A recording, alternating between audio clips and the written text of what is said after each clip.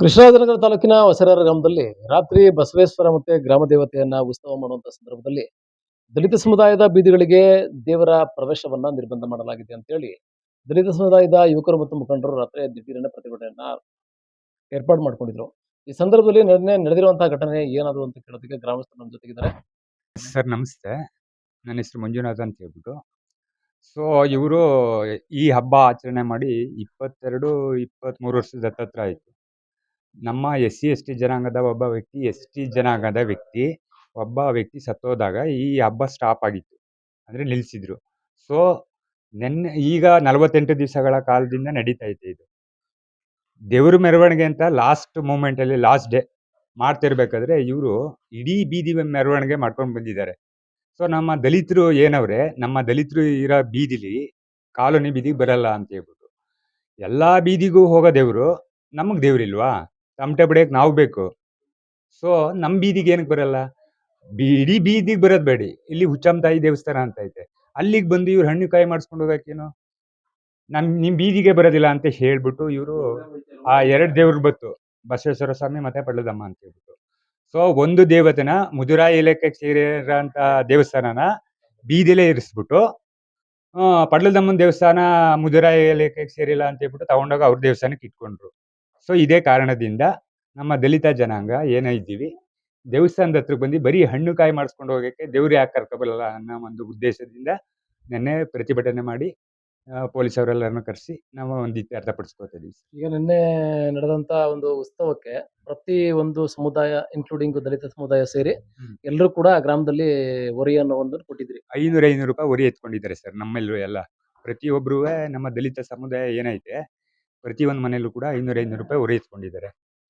ಅದೇ ವಿಚಾರನ ಡಿಸ್ಕಷನ್ ಮಾಡಿ ಒಂದು ಹಬ್ಬ ಎಲ್ಲ ಇನ್ಕ್ಲೂಡಿಂಗ್ ಎಲ್ಲರೂ ಸೇರಿ ಹಬ್ಬ ಆಚರಣೆ ಮಾಡ್ಬೇಕು ಅಂತ ಹೇಳ್ಬಿಟ್ಟು ಹೊರಟ್ವಿ. 48ನೇ ದಿವಸದ ಲಾಸ್ಟ್ ಅಲ್ಲಿ ದೇವ್ರ ಮೆರವಣಿಗೆಗೆ ದೇವ್ರನ್ನ ಏನು ತಗೊಬರ್ಲಿಲ್ಲ ಅನ್ನೋದೇ ಒಂದು ಕ್ವಶನ್ ಆಯ್ತು. ಆ ಉದ್ದೇಶಕ್ಕೋಸ್ಕರ ದೇವ್ರು ಎಲ್ಲಾ ಬೀದಿಗೂ ಹೋಗುತ್ತೆ, ನಮ್ಗೆ ದೇವ್ರಿಲ್ವಾ? ಆ ಉದ್ದೇಶಕ್ಕೋಸ್ಕರ ನಾವು ಇದ್ ಮಾಡ್ತೀವಿ. ಈ ಒಂದು ನಿರ್ಬಂಧ ಇವಾಗಷ್ಟೇ ನಡೆದಿರೋದು ಅಥವಾ ಮುಂಚೆ ವರ್ಷದಿಂದನೂ ಇದೇ ತರ ನಡ್ಕೊಂಡ್ ಬರ್ತಿತ್ತು? ಸರ್ ಅದೇ ಆ ವಿಚಾರವಾಗಿ ಮಾತಾಡ್ತೀನಿ. ಅದು 22, 23 ವರ್ಷದ ಹಿಂದೆ ಅದೇ ST ಜನಾಂಗ ಅಂತ ಏನೈತೆ ಅವರು ಒಬ್ರು ತೀರೋದಾಗ ಈ ಹಬ್ಬ ಸ್ಟಾಪ್ ಆಗಿತ್ತು. ಸೊ ಅದನ್ನ ಈಗ 22, 23 ವರ್ಷದ ಹಿಂದೆ ನಡೆದಂತ ಹಬ್ಬನ ಈಗ ಆಚರಣೆ ಮಾಡ್ತಾ ಇದ್ದಾರೆ. ಅವಾಗ ಜೀತ ವ್ಯವಸ್ಥೆ ಇತ್ತು, ಈಗಲೂ ಜೀತ ವ್ಯವಸ್ಥೆ ಐತೆ ಅಂತ ಇಲ್ಲ. ಸೊ ಅದೇ ಪದ್ಧತಿನ ಈಗಲೂ ರೂಢಿ ಮಾಡಿಸ್ಕೋಬೇಕಾದ್ರೆ ಕಾನೂನು ಎಲ್ಲಿಗೆ ಬೆಲೆ ಸಿಗುತ್ತೆ? ನೀವೇ ಯೋಚನೆ ಮಾಡಿ ಸರ್. ತಾಲೂಕು ಆಡಳಿತಕ್ಕೆ ಏನ್ ಹೇಳಕ್ ಇಷ್ಟಪಡ್ತೀರಾ? ನಾವು ದಲಿತ ಜನಾಂಗರು ಹಿಂದುಳಿದ ಜನಾಂಗ ಅಂತ ಹೇಳ್ಬಿಟ್ಟು ಎಲ್ರಿಗೂ ಗೊತ್ತಿರೋ ವಿಚಾರನೇ. ಸೊ ಸದ್ಯದ ಪರಿಸ್ಥಿತಿಲಿ ಈಗ ಹೇಳೋದೇನಪ್ಪ ಅಂದ್ರೆ ಹಿಂದಿನ ಕಾಲದ ಪದ್ಧತಿನ ಇವಾಗ್ಲೂ ವ್ಯವಸ್ಥೆನ ತಗೊಬಂದ್ರೆ ಯಾರಿಗೂ ಇಡ್ಸ ಅಂತ ಇದಲ್ಲ ಸರ್. ಅದು ಏನಪ್ಪಾ ಅಂದ್ರೆ ಎಲ್ಲಾ ಬೀದಿಗಳಲ್ಲೂ ಎಲ್ರೂ ಒಗ್ಗಟ್ಟಾಗಿರ್ಬೇಕು. ಒಂದು ಜನಾಂಗ ಸಮಾನತೆ ಹಕ್ಕು ಅಂತ ಏನ್ ಕೊಟ್ಟವ್ರೆ ಡಾಕ್ಟರ್ BR ಅಂಬೇಡ್ಕರ್ ಅವರು, ನಮ್ಮ ಅಪ್ಪಾಜಿ. ಸೊ ಅದನ್ನೇ ಮುಂದುವರ್ಸ್ಕೊಂಡು ಹೋಗ್ಬೇಕು. ಜಾತಿ ವ್ಯವಸ್ಥೆ ಬದಲಾಗಬೇಕು, ಆ ದೇವ್ರನ್ನ ಇಲ್ಲಿ ತರಿಸ್ಬೇಕು. ಈಗ ಒಂದು ವಿಚಾರ ಹೇಳ್ತೀನಿ ನಾನು ನಿಮ್ಗೆ. ಈಗ ಜಾತೀಯತೆಯನ್ನ ಹೋಗ್ಲಾಡಿಸ್ಬೇಕು ಅಂತದ್ದು ನೀವು ಬಾಬಾ ಸಾಹೇಬ್ ಅಂಬೇಡ್ಕರ್ ಅವ್ರು ಬರ್ತಿರುವಂತ ಒಂದು ತತ್ವಗಳು, ಆದರ್ಶಗಳು. ಅವ್ರು ಎಲ್ಲೋ ಒಂದ್ ಕಡೆ ದೇವರನ್ನ ವಿರೋಧ ಮಾಡಿದಂತವ್ರು. ನೀವು ದೇವರನ್ನ ಪ್ರವೇಶ ಮಾಡ್ಕೊಳ್ಳಕ್ಕೆ ಇಷ್ಟಪಡ್ತೀರಾ ಅಂದ್ರೆ ನೀವು ಅಂಬೇಡ್ಕರ್ ಅವ್ರನ್ನ ಆದರ್ಶಗಳು ತತ್ವ ಪಾಲನೆ ಮಾಡ್ತಿದ್ರು ಅಥವಾ ವಿರೋಧ ಮಾಡ್ತಾ ಇದ್ರು ಅವ್ರನ್ನ? ಅಂದ್ರೆ ದೇವ್ರು ಅಂತ ಹೇಳಿದ್ರೆ ಸಂಪ್ರದಾಯಗಳು ಏನ್ ಮುಂದುವರ್ಸ್ಕೊಬತ್ತವ್ರೆ ಅದ್ ಮುಂದುವರ್ಸ್ಕೊಳ್ಳಿ ಸರ್. ಸೊ ಹಳೆ ಕಾಲದ ಪದ್ಧತಿಗಳನ್ನ ಈಗ್ಲೂ ಆಚರಣೆ ಮಾಡ್ಬೇಕಂತ ಆಧುನಿಕ ವ್ಯವಸ್ಥೆಲೂ ಕೂಡ ಆ ಹಳೆ ಪದ್ಧತಿನ ವ್ಯವಸ್ಥೆ ಮುಂದುವರಿಸ್ತೀನಿ ಅಂತ ಹೇಳಿದ್ರೆ ಅದು ತಪ್ಪಲ್ಲ ಸರ್. ಅದು ಅವ್ರದ್ದು ಮೇಲ್ಜಾತಿಯವರು ಕೀಳ್ ಜಾತಿಯವ್ರನ್ನ ತುಳಿಲಿಕ್ಕೆ ಪ್ರಯತ್ನ ಪಡ್ತಾವ್ರೆ, ಅವ್ರು ಮುಟ್ಟಿಸ್ಕೊಳ್ಳೋಕ್ಕೂ ಅಸಹ್ಯ ಪಡ್ತಾವ್ರೆ ಅನ್ನೋ ಒಂದು ವ್ಯವಸ್ಥೆ ಈಗ ಅವ್ರು ತರ್ತಾ ಇರೋದು. ಈಗ ಪ್ರಮುಖವಾಗಿ ಯುವ ಪೀಳಿಗೆಗೆ ಅಂಬೇಡ್ಕರ್ ಆದರ್ಶಗಳು, ತತ್ವಗಳನ್ನ ಪಾಲನೆ ಮಾಡೋ ವಿಚಾರದಲ್ಲಿ ಈಗ ದೇವ್ರನ್ನ ನೀವು ಪ್ರವೇಶ ಮಾಡೋದಿಲ್ಲ ಅನ್ನೋ ಒಂದು ವಿಚಾರ ಇಟ್ಕೊಂಡು ನೀವು ಅವ್ರಿಗೆ ಒಂದು ವಿರೋಧಿಸ್ತಾ ಇದ್ದೀರಾ. ಈಗ ಅಂಬೇಡ್ಕರ್ ಅವರು ದೇವರನ್ನೇ ವಿರೋಧ ಮಾಡಿದಂತವ್ರು. ಅವ್ರ ತತ್ವಗಳನ್ನ ಆದರ್ಶ ಪಾಲನೆ ಮಾಡ್ಕೊಂಡು ನೀವು ಏನಕ್ಕೆ ಜೀವನಕ್ಕೆ ಅಳವಡಿಸ್ಕೋಬಾರ್ದು ಈ ವಿಚಾರ ಬಿಟ್ಟು ಹೊರತುಪಡಿಸಿ? ಹೇಳ್ತೀನಿ ಸರ್. ಸಮಾನತೆ ಹಕ್ಕು, ಧಾರ್ಮಿಕ ಹಕ್ಕು, ಸ್ವಾತಂತ್ರ್ಯದ ಹಕ್ಕು ಅಂತ ಹೇಳ್ಬಿಟ್ಟು ಡಾಕ್ಟರ್ BR ಅಂಬೇಡ್ಕರ್ ಅವರು ಭಾರತದ ಸಂವಿಧಾನ ಬುಕ್ಕಲ್ಲೇ ಬರ್ದಿರೋ ಅಂತ ನಮ್ಮ ಅಪ್ಪಾಜಿ ಅವರು ಅವರ ತತ್ವಗಳು ಏನಿದೆ ಅದನ್ನ ಧಾರ್ಮಿಕ ವ್ಯವಸ್ಥೆ ಅನ್ನೋದು ಕೂಡ ಇದೆಯಲ್ಲ ಸರ್ ಅವರಲ್ಲಿ. ಆ ಧಾರ್ಮಿಕ ವ್ಯವಸ್ಥೆನೇ ಇವ್ರು ಮುಂದುವರ್ಸ್ಕೊ ಬರ್ತಾ ಇದ್ದಾರೆ. ಅದೇ ರೂಢಿ ಸಂಪ್ರದಾಯ ಅಂತ ಹೇಳ್ತಾರೆ. ಧಾರ್ಮಿಕ ವ್ಯವಸ್ಥೆಲೇ ರೂಢಿ ಸಂಪ್ರದಾಯ ಬರೋದು.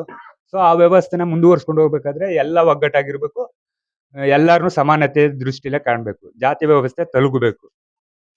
ಇಷ್ಟೇ ಸರ್ ನಾ ಹೇಳೋದು. ಈ ಒಂದು ವಿಚಾರದಲ್ಲಿ ಫೈನಲ್ ಆಗಿ ಏನ್ ಹೇಳಕ್ಕೆ ತಾಲೂಕು ಆಡಳಿತಕ್ಕೆ ಈ ಒಂದು ವಿಚಾರಕ್ಕೆ ಮುಂದಿನ ದಿನಗಳಲ್ಲಿ ಇದನ್ನ ಹೋಗ್ಲಾಡಿಸ್ಬೇಕು ಅನ್ನೋ ವಿಚಾರದಲ್ಲಿ ಏನ್ ಹೇಳ್ತೀರಾ? ನಮ್ಗೆ ರಾಜಕೀಯವಾಗಿ ಹಾಕೊಳ್ಳಿ ಸರ್, ಮತ್ತೆ ಪೊಲಿಟಿಷಿಯನ್ ಪವರ್ ಹಾಕೊಳ್ಳಿ, ಜುಡಿಷಿಯಲ್ ಪವರ್ ಹಾಕೊಳ್ಳಿ, ಎಕನಾಮಿಕಲ್ ಪವರ್ ಹಾಕೊಳ್ಳಿ, ಎಕ್ಸ್‌ಪ್ರೆಸ್ಸಲ್ಲಿ ಕಡಿಮೆ ಇರ್ಬೋದು.